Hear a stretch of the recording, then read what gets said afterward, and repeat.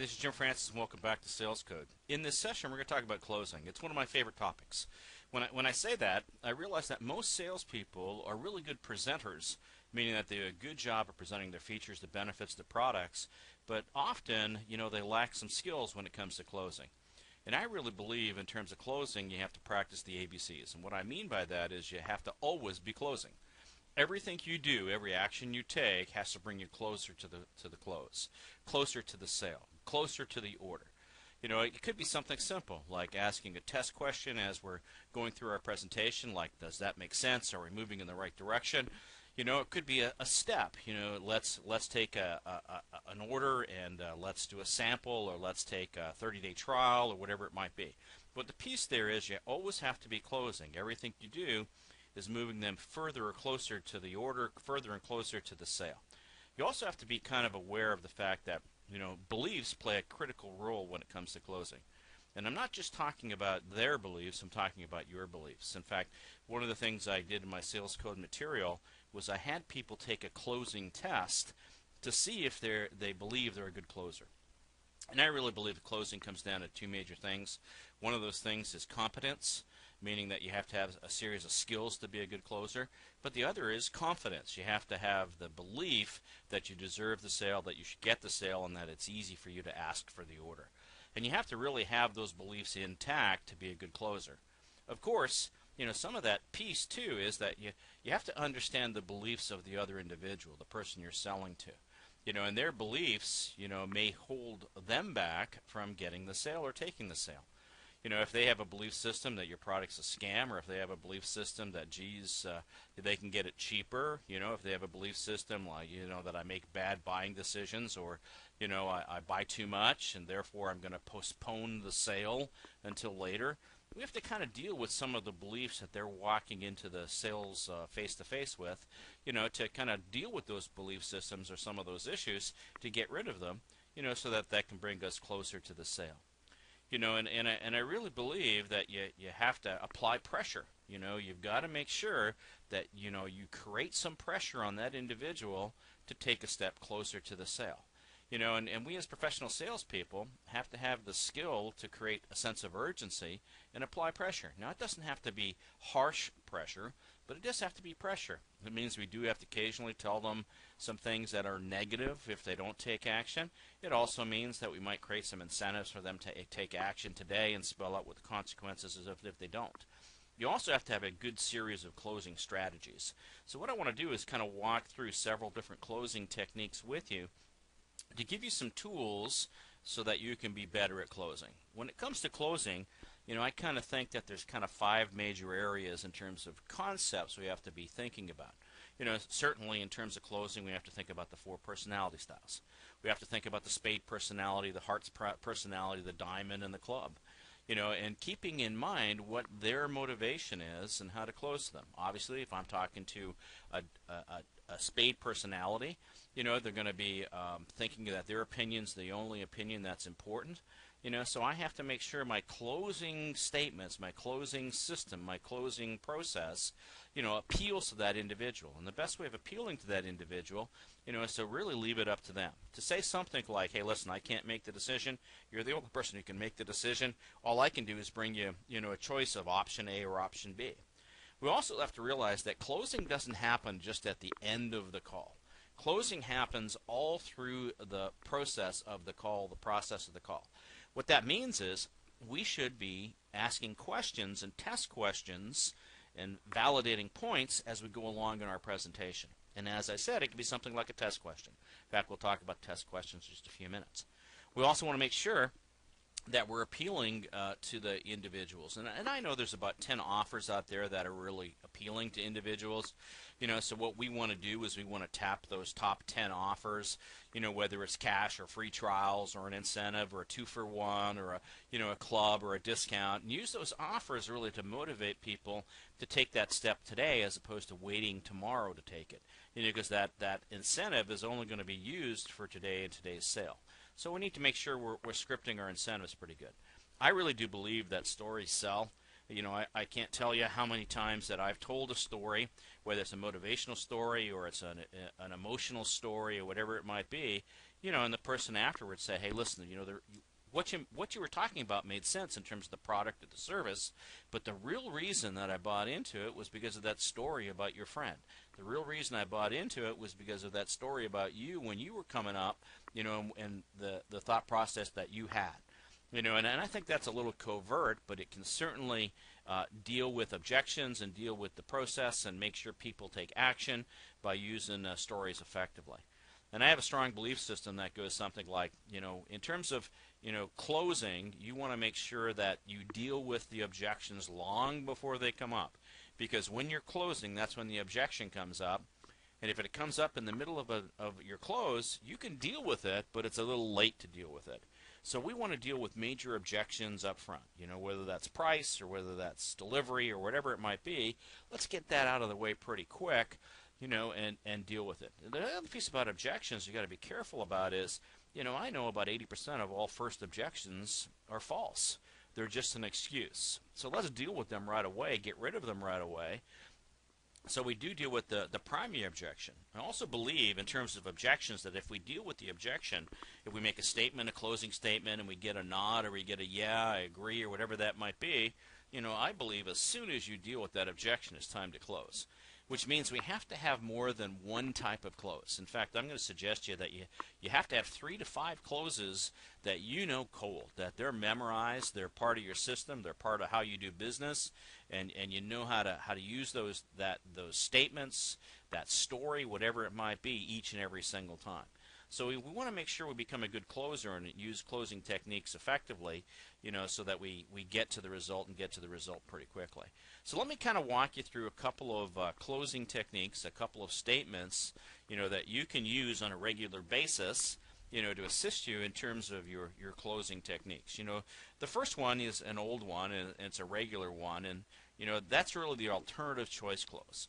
What that basically means is, at the end of your presentation or during your presentation, you're going to give a choice of one, A or B, and whether they take A or they take B, the result is, they ended up buying your product or service. So, an old classic, if you were thinking about, cars, do you want the car in red or do you want it in blue? If you're thinking about, a computer service, you might say, well, did you want the 2-year extended warranty or did you want the 3-year extended warranty?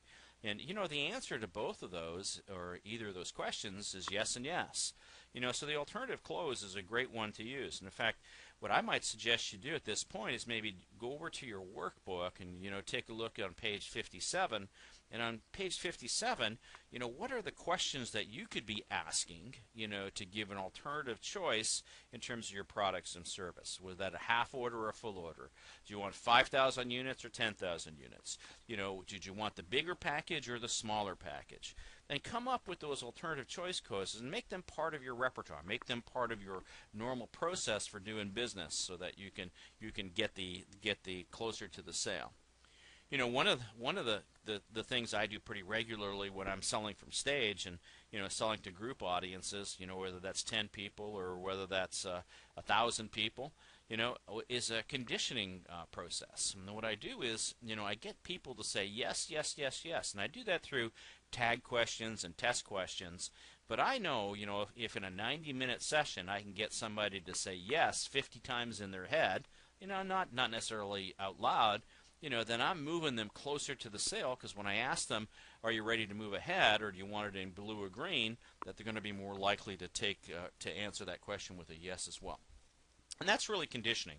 So we can use conditioning or conditioning questions or a series of conditioning questions, to bring them closer to the buying the order. By the way, that doesn't mean that necessarily those conditioning questions have to be about your products and service. I mean, I know insurance salesmen used to say things like, your name is James J. Francis. Yes, and you live at, AYZ any street. And if you ask those questions and condition the person to say yes, they're more likely to say yes in the future.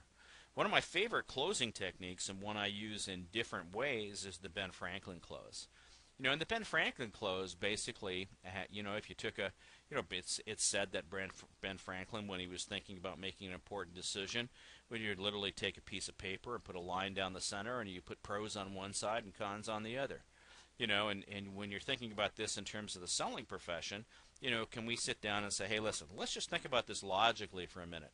In fact, here are all the good reasons for buying our product and service, and you make a list. And you review with the client the 15, 20 things that are great about your product, your service, or what you're doing, and then you say, well, what are the cons? And you have the client answer what the cons are, because the cons, typically are the objections that we have to deal with, and you obviously don't want to help that person with that side of the fence.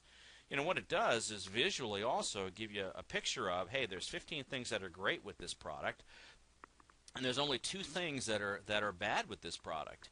If that's the case, we can justify, hey, listen, that's just small, insignificant compared to the benefits of this piece.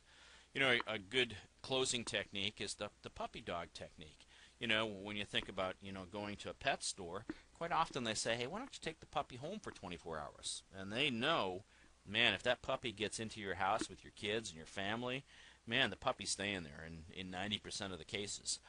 So can we do something very similar to that in terms of selling? And the answer is yes.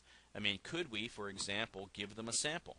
You're walking through Walmart, or you're walking through a major department store, or a grocery store, and you see all those people giving little samples. Why do they give little samples? Well, they know, 2 out of 10 people will actually buy some of their products or services, because they like it, it tastes good, and they move on. Let's give people a piece of our sample. When I worked in the cable business for many years, one of the offers we had was, 30 days free of a service. We knew that if we gave 30 days free of a service, 50% of the folks would keep the service. Very, very similar. Is there a way that you can take your product and give them a sample, a 30-day sample, a money-back free trial, so they think it's a trial, but that 90% of them are going to keep it. How can you do a trial or a giveaway or a piece, to give them the puppy dog so they can have it, and they like that sample, and they continue to have that sample. By the way, if you do a sample piece where you are giving away a part of your product or service, the way I would do that is through a negative option, meaning that unless they return it, they get to keep it. So it automatically goes onto the credit card, it automatically gets billed, it automatically does whatever it might happen. One of the things we can do in terms of techniques is use conditional closes. What I mean by conditional closes is quite often, you'll hear somebody say, geez, I need to talk to my loved one. Well, let's take that a step further in terms of a close. Let's say, okay, well, listen, if your loved one says yes, will we go ahead? So now we've tied it down to the loved one, and then maybe we get on the phone with them and say, let's talk about this together, or whatever it might be. But let's at least move them a little bit forward, in terms of the closing process. The Columbo close. I love the Columbo close. Columbo close basically means you did your presentation. At the end of your presentation or during your presentation, you hear a no, you hear an objection. And what I start to do is say, well, obviously we've kind of come to an impasse here. I'll tell you what, why don't we just, revisit it in a day or two and see how things go. And then the pressure's kind of off at that point. You're kind of on your way out the door. You're out in terms of the phone call or whatever that might be, getting out of the office. And then just as you're getting towards the end of towards the door, you stop and say, just one more thing, just like Columbo used to use all the time. It lets, people are off guard, they're distracted a little bit. Hey, what was the reason that you really didn't want to do this? And quite often the major objection comes out at that point. When that major objection comes out, you deal with it and deal with it effectively. So, well, let me sit down. Let me sit down and kind of figure out how that works. Feel, felt, found. Let's say that you get an objection. This is just a pattern that is a really useful pattern to use, and it is basically a feel, felt, found statement. So let's say that you hear from the client that the price is too high. So the price is too high. So what you basically say is, I can understand how you feel that way. Many people have felt that way in the past, and this is what they found. And then you stick in a benefit. They've found, that the 3 major benefits outweigh the small little price increase. So feel, felt, found can be a great way of dealing with an objection and a great way to minimize anything that somebody says in terms of an objection with your price, your product, your service. The if piece is a good piece. The if clause basically says, if we were to resolve this or if we were to deal with that issue, would you go ahead? So let's say they come up and say the price is too high. Well, let me ask this question. Is that the only thing that's bothering you? I mean, if we dealt with that today, could we move forward? And if you get that yes, you've moved them closer towards the sale, in terms of closing. And remember, closing just doesn't happen one time. We might put 3 or 4 of these different types of closing techniques or strategies, to deal with objectives and deal with them quickly. The one good story close is a great close. It's one of my favorites. I like to say, use a story to close. For example, for many years I sold personal development products and services, and if I'm selling personal product develops and services, I quite often would tell a time when I was broke, and spent $4,000 to go to a 3-day training program. I really couldn't afford to spend that money, yet I spent that money. Now, the story's a lot longer than that, but the point of the message there is I'm using a personal example about me and about when I didn't have the money, and I made a commitment anyway because I knew it was good for me and it was going to improve my life. And I would say to myself, I got to be committed first, and then what I need to do is to find the money. Now, that kind of story, or a third-party story like that, can be very, very effective in dealing with objections and getting people to think along your lines of thinking. And that's really what you're doing, is you're trying to control their focus, trying to control their processing to make sure that you've got good value and minimize the negatives that are happening in their head. So we want to make sure. Personal value close, that's a tough one, but man, I tell you, when you use it, it really does work. What I mean by personal value close is, let's say you find somebody like a spade personality, a driver personality, very, very quick to make decisions. Time.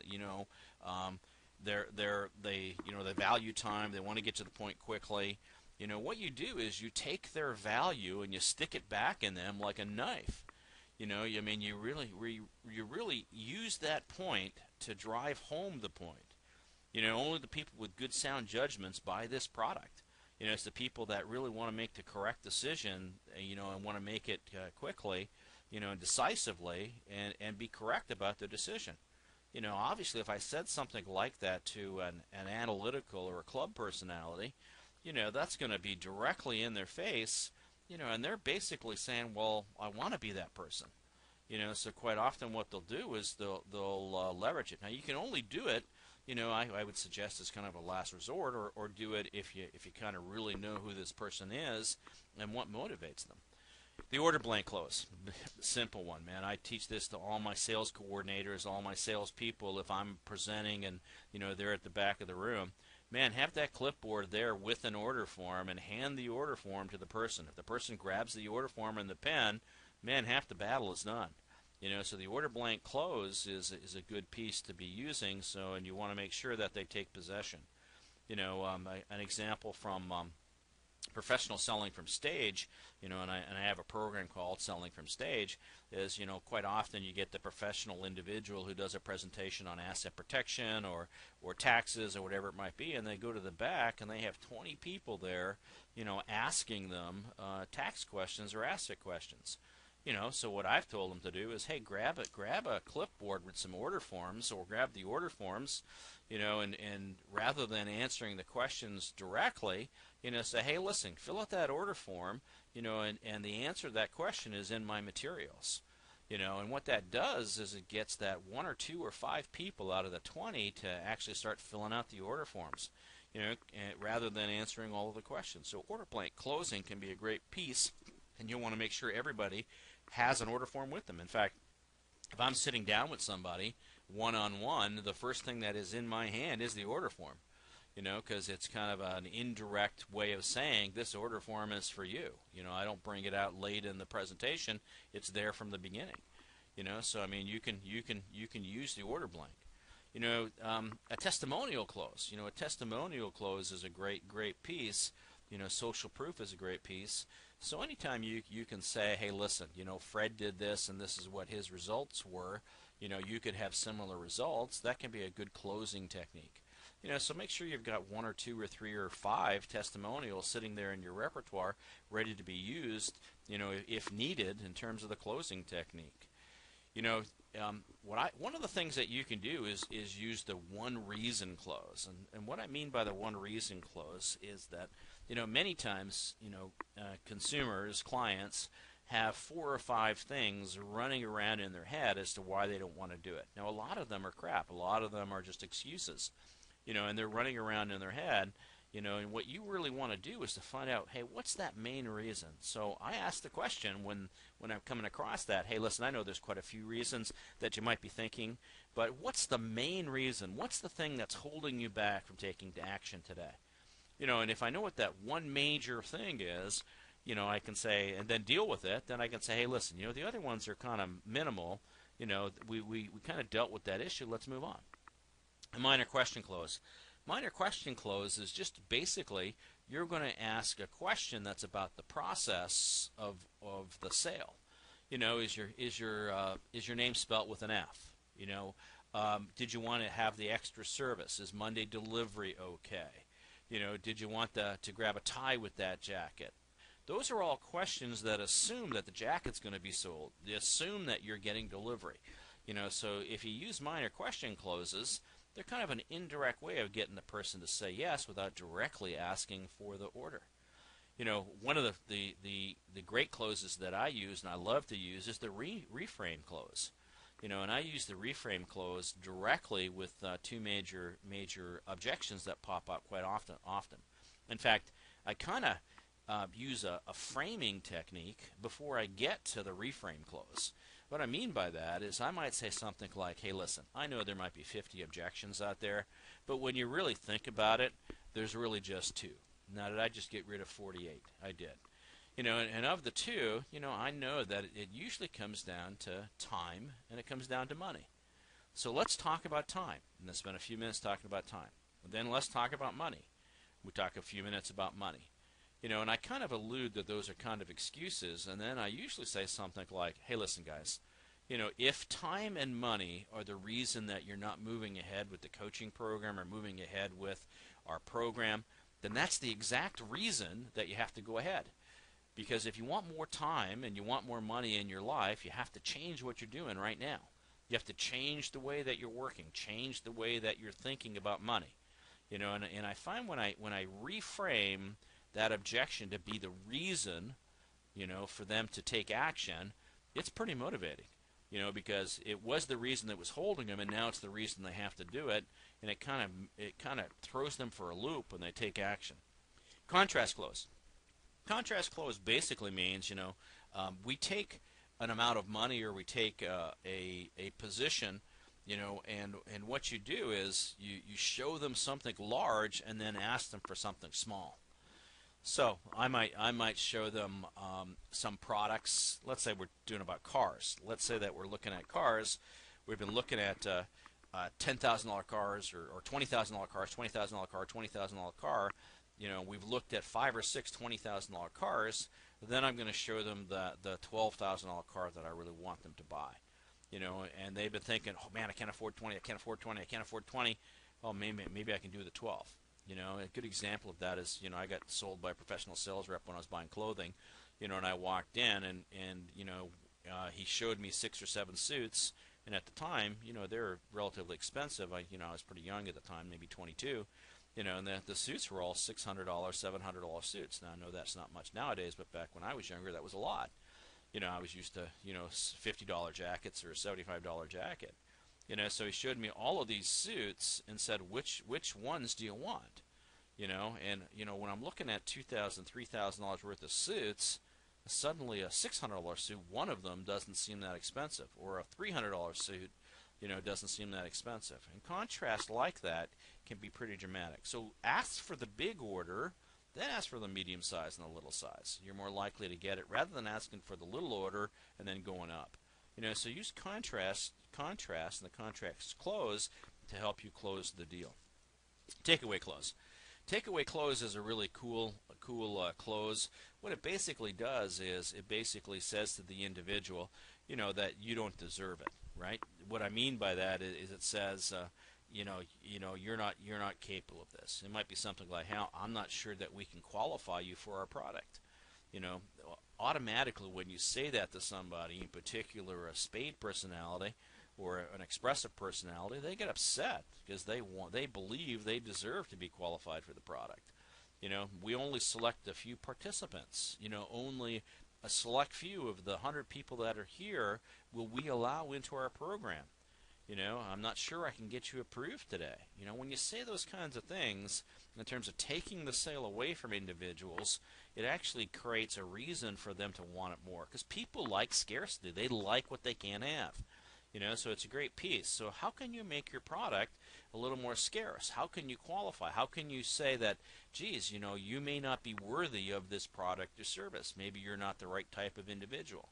And we all want to be that right type of individual. We all want to be that individual, that's gonna have the reward or the benefit of the product or service, right?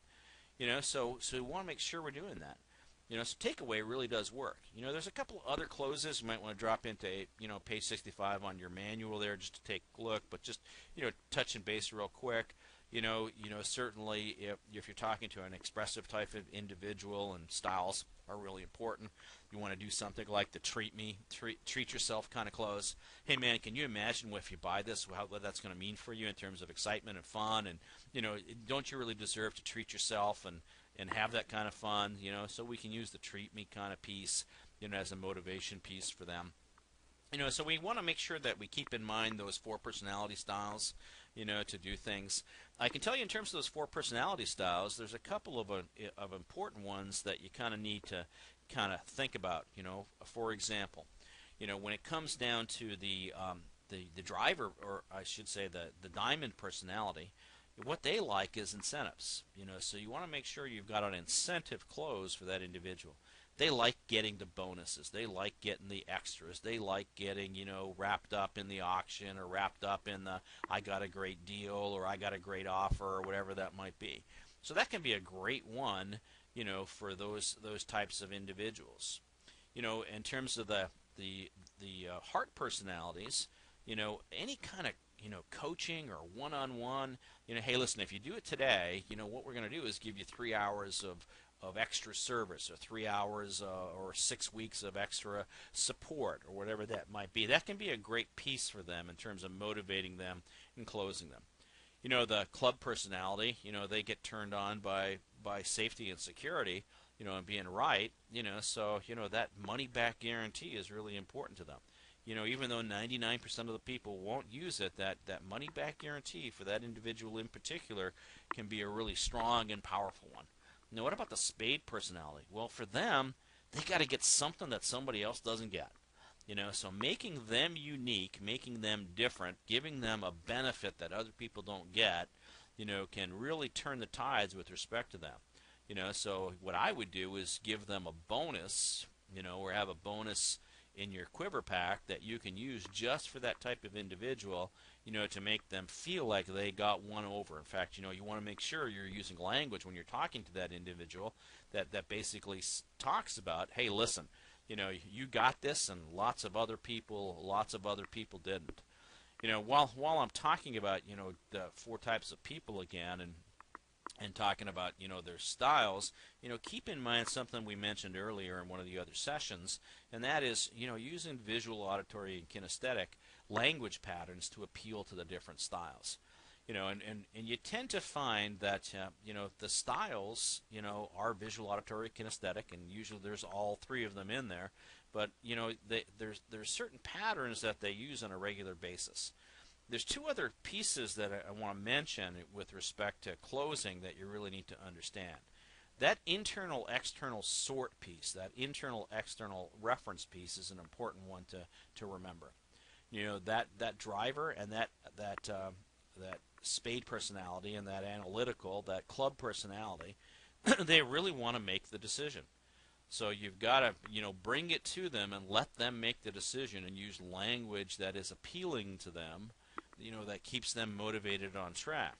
The external person, you want to tell what to do.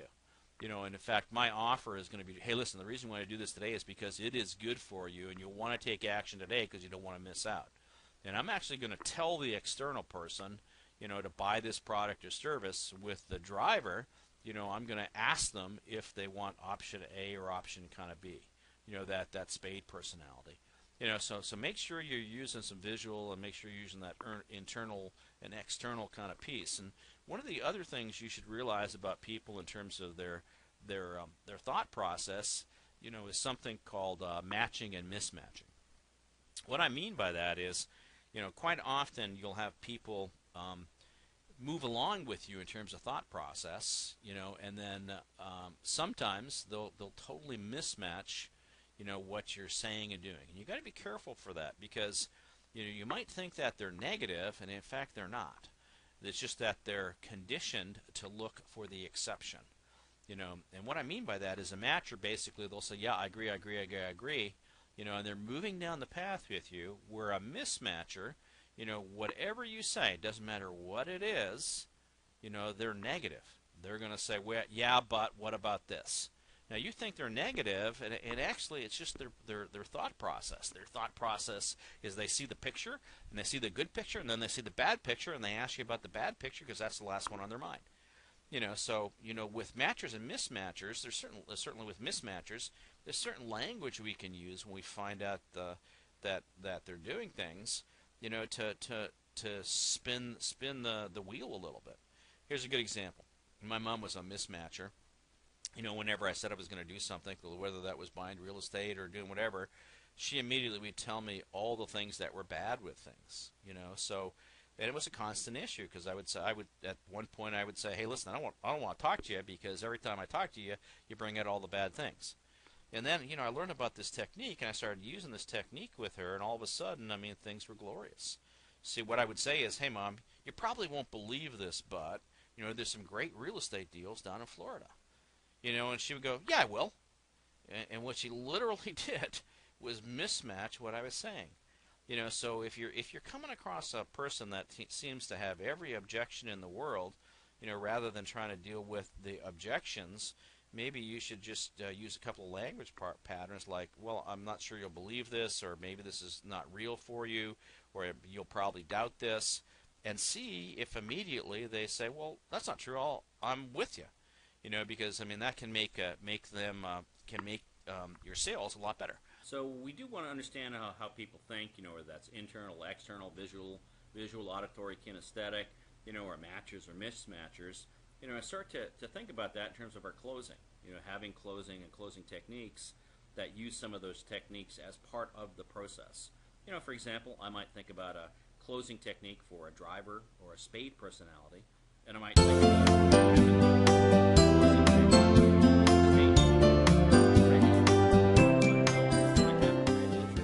visual, auditory, or kinesthetic.